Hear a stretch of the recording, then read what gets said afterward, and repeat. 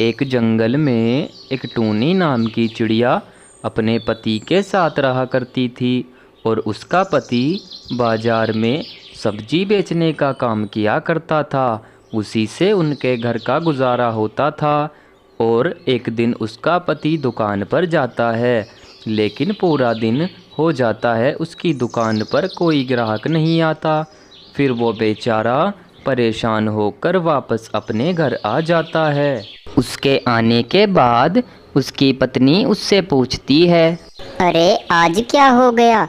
आज आप इतने उदास क्यों लग रहे हैं? अरे क्या बताऊं टोनी, आज तो पूरा दिन हो गया मुझे दुकान पर बैठे हुए, लेकिन पूरा दिन में कोई एक ग्राहक भी मेरी दुकान पर सब्जी लेने नहीं आया। इसलिए आज तो हमें भूखा ही सोना पड़ेगा। आज मैं तुम्हारे खाने के लिए कुछ भी नहीं लाया। आज तो भूखी ही सो जाओ टूनी। कोई बात नहीं जी, आज हमारी सब्जियां नहीं बिकी तो इसमें तो कुछ नहीं हुआ है।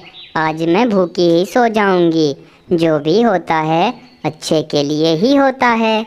इधर तो ये दोनों बहुत ज़्यादा दुखी थे, लेकिन दूसरी तरफ एक कालू कौआ भी उस जंगल में रहा करता था। मैं भी कितना आलसी हो गया हूँ, पूरा दिन घर में ही पड़ा रहता हूँ और ये चोरी चकारी करके मेरा गुजारा नहीं होने वाला। मुझे कुछ ना कुछ काम ज़रूर करना पड़ेगा, वरना तो मैं ऐसे ही रह जाऊँगा। लेकिन करूँ तो करूँ क्या, मेरी तो कुछ समझ नहीं आ रहा। ऐसा करता हूँ कि कल से मैं सब्जियाँ बेचने का काम करता हूँ। इस काम में बहुत आमदनी होती है। फिर मैं अपनी एक बड़ी दुकान खोल लूँगा और अच्छे खासे पैसे कमाने के बाद फिर मैं शहर जाऊँगा, वहाँ जाकर अपनी दुकान खोलूँगा। उसके अगले ही दिन कालू कौआ भी अपने टमाटर लेकर बाजार में बेचने पहुँच जाता है, लेकिन पूरा दिन हो जाता है। दोनों की दुकान पर एक भी पक्षी सब्जी खरीदने आता ही नहीं। फिर कालू कौआ परेशान होकर सुंदरलाल से कहने लगता है, अरे सुंदरलाल भैया, आज क्या हुआ? आज तो मेरी दुकान पर एक भी पक्षी सामान खरीदने नहीं आया और ना ही तुम्हारी दुकान पर सामान खरीदने आया। और मैं तो ये सोचकर आया था कि सब्जियों में तो बहुत आमदनी है, लेकिन मेरी दुकान से तो कोई सब्जियां बिक ही नहीं रही। अरे हाँ भाई कालू, बताओ इसमें मैं क्या करूं? तुम्हारे सामने ही बेचता हूं मैं भी सब्जियां। जब तुम्हारी नहीं बिकी तो मेरी भी नहीं बिकी। अब बताओ इसमें मैं क्या कर सकता हूं? लेकिन मैं सोच रहा हूं अब मैं आलू की खेती करूंगा, क्योंकि आलू 12 महीने बिकता है और बहुत ज़्यादा बिकता है। इसलिए अब मैं आलू की खेती कर कर बाजार में सब्जियों की जगह आलू बेचूंगा, क्योंकि सारी सब्जियां तो बिक ही नहीं रही। मुझे लगता है कि आलू सबसे ज़्यादा बिकेगा। अब मैं कल को ही लगाऊंगा आलू के बीज। उसके बाद कालू कौआ अपने घर आ जाता है। अच्छा, तो अब वो सब्जी वाला आलू की खेती करेगा। अगर उसने आलू की खेती कर ली तो मेरी सब्जी तो बिकेगी ही नहीं।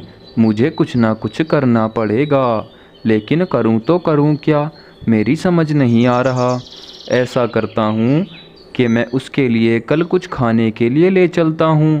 उसमें मैं जहर मिला दूंगा, जिसे खाकर वो वहीं मर जाएगा। उसके बाद मेरी सब्जी की दुकान बहुत अच्छी चलेगी। ऐसा ही करता हूँ और उसके बाद मैं आलू की खेती करूँगा और मेरे आलू बिकेंगे। सारे जंगल के पक्षी मेरी ही दुकान पर आएंगे। बस मेरी ही एक दुकान पूरे जंगल में होगी, फिर तो मेरी ही सब्जियां बिकेंगी पूरे जंगल में। उसके अगले ही दिन वो कालू कौआ अपनी सब्जी की दुकान पर पहुंच जाता है और पहुंचने के बाद सुंदरलाल से कहने लगता है, कैसे हो सुंदर भैया, आज बड़ी सवेरे सवेरे आ गए दुकान पर। मैं तो ठीक हूँ भाई कालू, तुम बताओ आज तुम इतनी लेट क्यों आ रहे हो? और अपने सब्जी भी नहीं लाए बेचने के लिए? आज सब्जी नहीं बेचोगे क्या? नहीं भाई सुंदरलाल, आज मैं सब्जियां नहीं बेचूंगा। कल मेरी सब्जियां नहीं बिकी, इसी वजह से मुझे गुस्सा आ रहा है, इसीलिए आज मैं सब्जी नहीं लाया। लेकिन तुम्हारे लिए ये सेब लाया हूँ। ये सेब मैं तुम्हारे लिए बहुत दूर से लाया हूँ और ये खाने में बहुत मीठा लगता है। इसको खाकर बताओ कि ये कैसा लग रहा है। उसके बाद वो सुंदरलाल उस सेब को खा लेता है और खाने के बाद तुरंत मर जाता है। कालू कौआ उसको देखकर बहुत ज़्यादा खुश होता है और फिर अपने घर आ जाता है। अब मुझे कोई टेंशन नहीं, अब मेरा दुश्मन मर चुका है।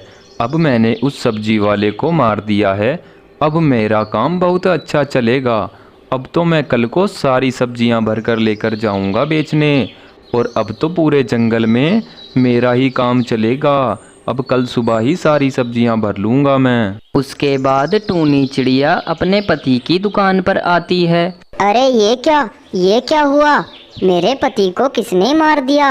हे भगवान, मेरा तो सब कुछ खत्म हो गया। अब मैं कहाँ जाऊंगी? मेरा तो इनके सिवा इस दुनिया में कोई नहीं था। ये किसने किया है? इनकी तो किसी के साथ दुश्मनी भी नहीं थी। पता नहीं ये किसने किया है। मुझे लगता है कि ये उस चोर कालू कौआ ने किया है, क्योंकि ये बता रहे थे कि वो भी अब सब्जी बेचने लगा है और मैं आलू लगाऊंगा। मैंने उसको बता दिया था। मुझे लगता है उसने इसी वजह से इन्हें मार दिया है। मैं अब कालू कौआ को नहीं छोड़ूंगी। मैं उसको बहुत अच्छा सबक सिखाऊंगी। उसने मेरे पति को मार दिया। मेरा इनके सिवा इस दुनिया में कोई नहीं था। अभी चलती हूँ और कालू कौआ को सबक सिखाती हूँ। आखिरकार उसने मेरे साथ ऐसा क्यों किया है? इतनी छोटी सी बात पर उसने मेरे पति को मार दिया। उसके बाद टूनी चिड़िया कालू के घर आती है। अरे कालू, तुमने मेरे पति को क्यों मार दिया? उनके सिवा मेरा इस दुनिया में कोई नहीं था और तुमने मेरे पति को ही मार दिया। इतनी सी छोटी बात के ऊपर मारा है तुमने मेरे पति को। अब मैं तुम्हें सबक सिखाऊंगी। आलू की तो यह बात है। अब मैं आलू लगाऊंगी और तुम्हारा धंधा बिल्कुल बंद कर दूंगी। मैं तुम्हारा काम नहीं चलने दूंगी, क्योंकि तुमने मेरे पति को मारा है। अब तुम देखते जाओ। अब मैं आलू की खेती करूंगी। पूरे जंगल में मेरे ही आलू बिकेंगे। अब मैं तुम्हें बहुत अच्छा सबक सिखाऊंगी। अरे हाँ हाँ, चलो देखते हैं तुम्हें भी। तुम कितना अच्छा आलू की खेती करती हो। तुम्हारे जैसी चिड़िया मुझे रोज़ मिलती हैं। मुझे ज़्यादा होशियार बन के मत दिखाओ। जाओ यहाँ से अपने घर चली जाओ। उसके बाद बेचारी टूनी चिड़िया दुखी होकर अपने घर आती है और अगले दिन वो खेत में आलू के सारे बीज बखेर देती है। बीज तो मैंने लगा दिए हैं, बस अब ये उग जाएं। उसके बाद मैं कालू कौआ को बहुत अच्छा सबक सिखाऊंगी।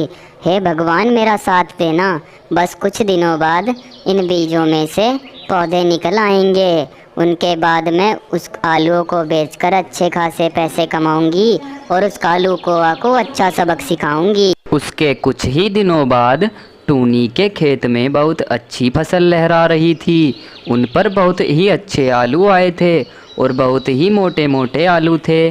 फिर टूनी चिड़िया अपने खेत पर आती है और बहुत खुश होती है। अरे वाह, कितने सुंदर सुंदर आलू आए हैं मेरे पौधों पर।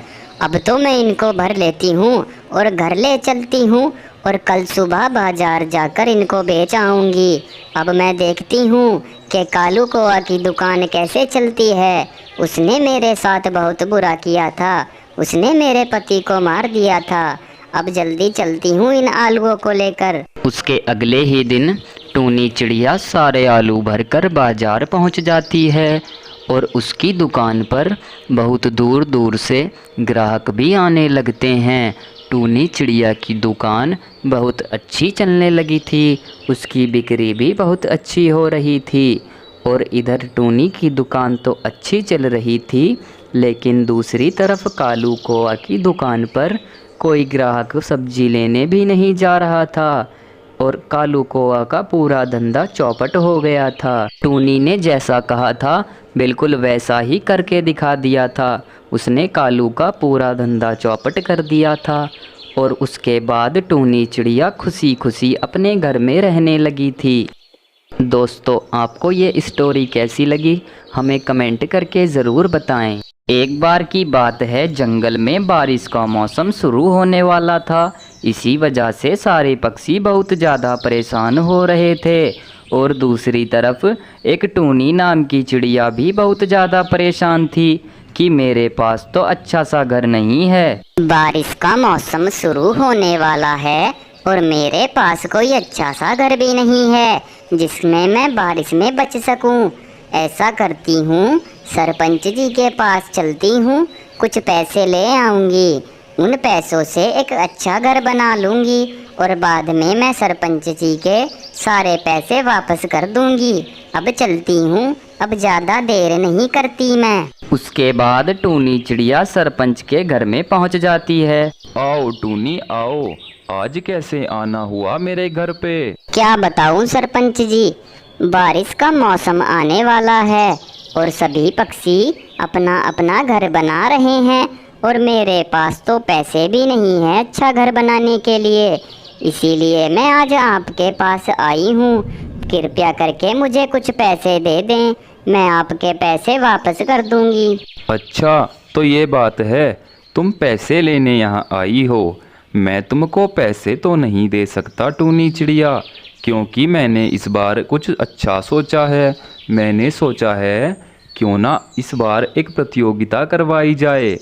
आने वाले 2 दिन में जो पक्षी सबसे अच्छा घर बनाएगा अपनी बारिश से बचने के लिए, उसको मैं बहुत ही अच्छा और बड़ा उपहार दूंगा। तुम ये बात जाकर सारे पक्षियों को बता दो। और इसीलिए मैं टूनी चिड़िया तुमको पैसे नहीं दे सकता, क्योंकि अगर मैं तुमको पैसे दूंगा तो फिर और पक्षियाँ ये कहेंगे कि तुमने टूनी को पैसे दे दिए थे। उसके बाद चिड़िया सोनी के पास आती है। अरे बहन सोनी, मैं सरपंच जी के यहाँ गई थी। उन्होंने एक प्रतियोगिता का ऐलान किया है। आने वाले 2 दिन में जो पक्षी सबसे अच्छा घर बनाएगा उसको सरपंच जी बहुत ही अच्छा और बहुत बड़ा इनाम देंगे।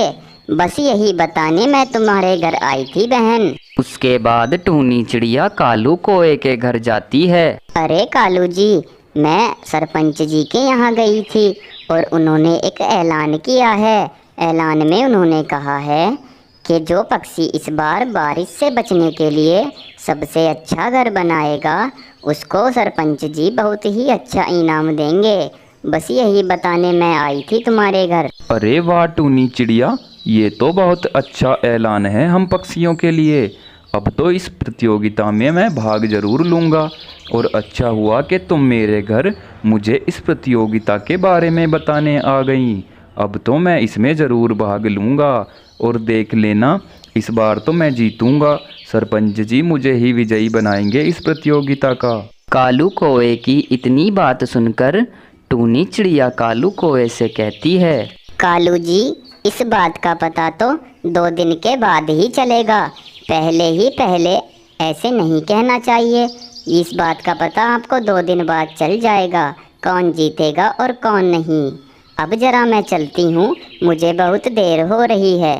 उसके बाद टूनी चिड़िया वापस अपने घर आ जाती है और अगले दिन कालू कौआ लकड़ी काटने जंगल में पहुंच जाता है और टूनी चिड़िया भी लकड़ी लेने चली जाती है और सारे पक्षी लकड़ी लेने चले जाते हैं। सोनी चिड़िया बेचारी लकड़ी लेकर वापस अपने घर आ जाती है।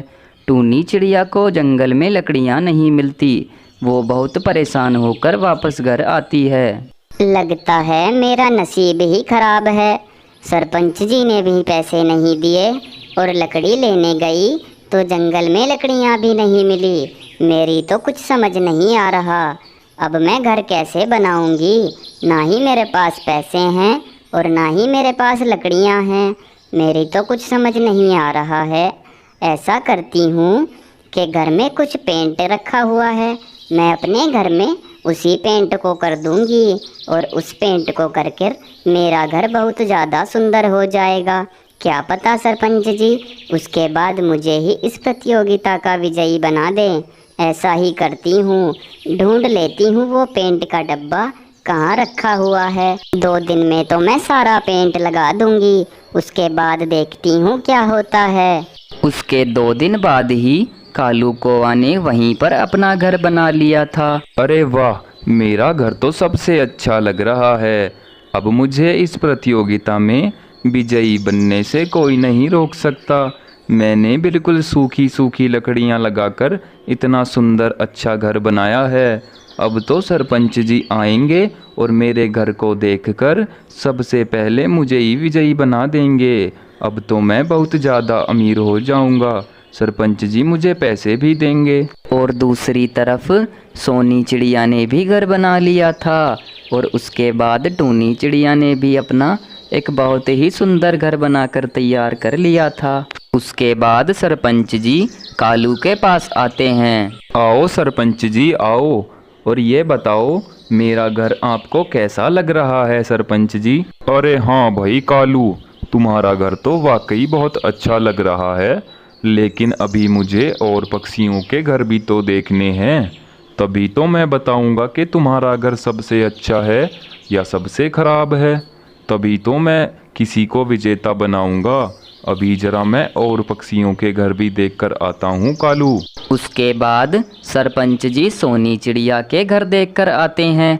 उसका घर भी उन्हें बहुत ज़्यादा अच्छा लगता है और उसका घर देखने के बाद सरपंच जी टूनी चिड़िया के यहाँ पहुँचते हैं। अरे वाह भाई टूनी चिड़िया, इसको कहते हैं सुंदर और अच्छा घर। इस घर को देखकर तो मन को बहुत तसल्ली मिल रही है। ये घर तो तुमने बहुत ही अच्छा बनाया है कालू को। वैसे तो बहुत ही अच्छा घर है ये, और ये घर मुझे सभी पक्षियों से अच्छा लगा। भले ही तुमने छोटा बनाया है, लेकिन बहुत ही सुंदर है। और इस पर जो रंग बिरंगे कलर हो रहे हैं, इन कलर की वजह से तो ये घर और भी सुंदर लग रहा है। इसीलिए अब मैंने सोचा है क्यों ना मैं इस प्रतियोगिता का विजयी तुमको ही बना दूं, क्योंकि तुम्हारे जैसा घर पूरे जंगल में किसी ने नहीं बनाया। अब मैं तुम्हें ही इस घर का विजयी बनाए देता हूँ टूनी चिड़िया।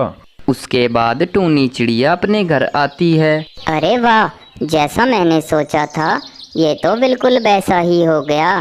मैंने सोचा था कि मैं रंग करके घर को सुंदर बना दूंगी, और ये तो बिल्कुल वैसा ही हुआ। सरपंच जी ने मेरे घर को देखकर मुझे विजयी बना दिया है।